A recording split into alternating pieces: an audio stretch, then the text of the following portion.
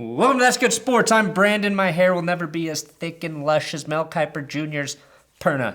And today, I want to give you the pros and cons of all the top QB prospects in this year's draft. Now, make sure to check out the article about this on my new website, ThatsGoodSports.com, at Wilkie6 wrote it, and this video is based on that article. Now, this isn't a deep dive into these quarterback stats or performances or sexual histories, because honestly, that's been hammered into our brains, our football skulls like CTE. This is a look at the meat and potatoes of what may or may not make one or any of these guys Pro Bowl QBs at the NFL level.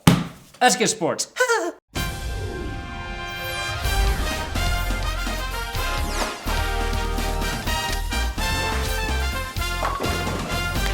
You can keep this channel alive, and literally your monthly donations are what pay my bills at patreon.com/thatsgoodsports. I do offer a Patreon-only podcast. I'll be uploading one tomorrow about the draft, so get your questions in there on Patreon, and yeah, that's it. Quick, easy, simple. The year is 2018, and what we know is that there's no consensus number one pick this year. No John Elway, no Andrew Luck, not even really a Matthew Stafford or a Carson Palmer. And there might be two Jamarcus Russells, one Ryan Leaf and an RG3 in the mix. And with the Browns having the first overall pick, anything can happen. There's even a chance Cleveland self-destructs, forget what sport they play, and accidentally draft DeAndre Ayton. Now, anywhere between 4 and 6 quarterbacks could go in the first round. So the 5 first-round quarterbacks, in my opinion, the NFL Scout Gene Tighteners, are Sam Darnold, Josh Rosen, Josh Allen, Baker Mayfield, and Lamar Jackson. Let's start with the pros and cons for Sam Darnold, as he has the most mock drafts projecting him to go number 1 overall. Sam Darnold, pro. He basically willed USC to a Rose Bowl victory over Penn State as a redshirt freshman. Con. You can grab a beer during the time it takes for him to release the football. He makes Tim Tebow's release look like ESPN last year, firing faster than a teen boy standing right in front of the real-life Brooklyn Decker. Pro, mobile enough to overcome a shitty offensive line. Con, he might be a ginger. It's hard to say. Andy Dalton is really giving all ginger QBs a bad name in the NFL scouting community. Modern science has discovered red hair grows all the way into the brain, specifically the frontal lobe, which makes you a good quarterback. Knowing the red hair affects this part of the brain, it's really shed some light on the fact that redhead QBs who were balding were the only ones to have success at the NFL level. Pro, he throws receivers open. Con, he's too generous.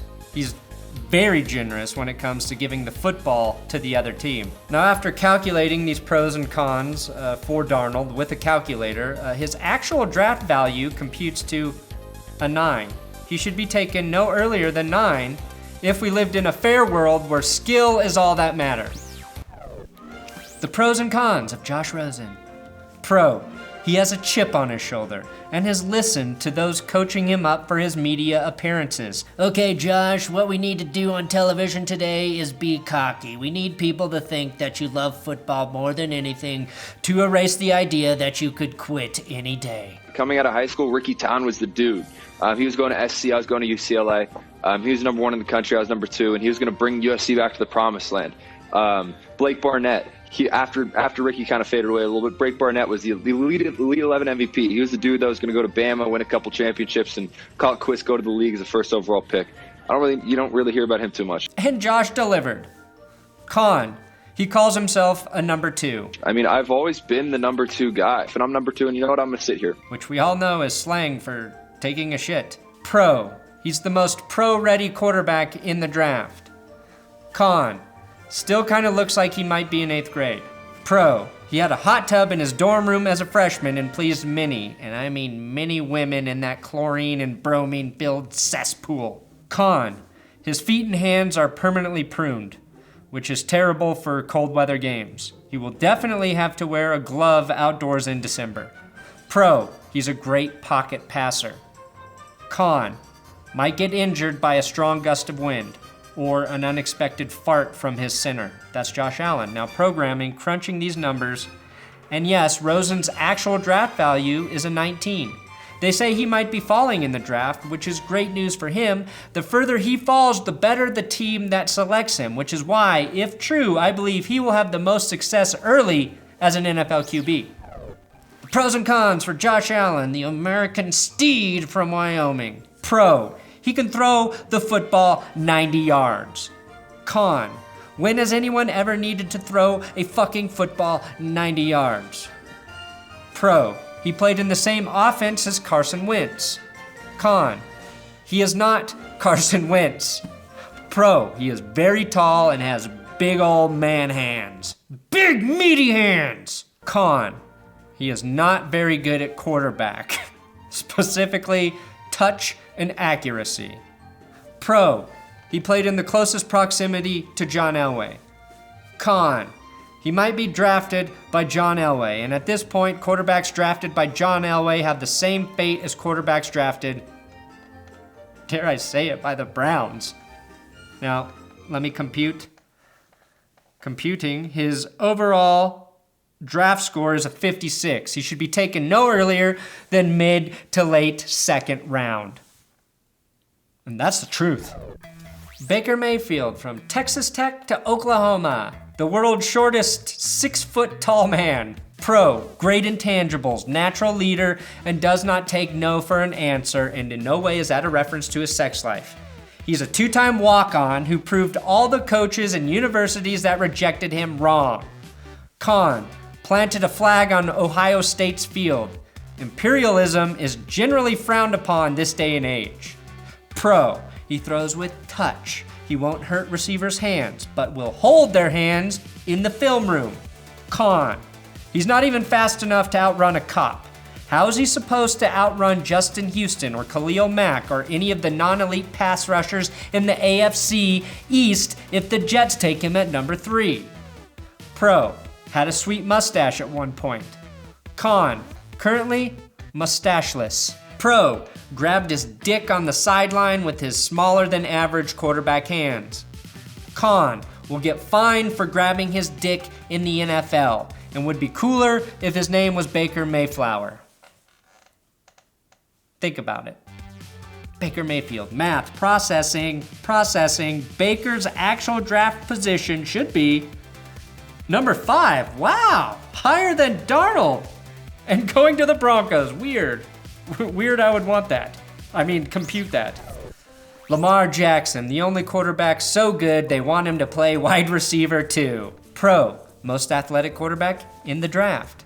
Con, does not have an agent. Who's supposed to be the awkward old guy at the table when he gets drafted if he doesn't have an agent? Pro, improved significantly as a passer last year. Con, bought his Heisman suit from Macy's.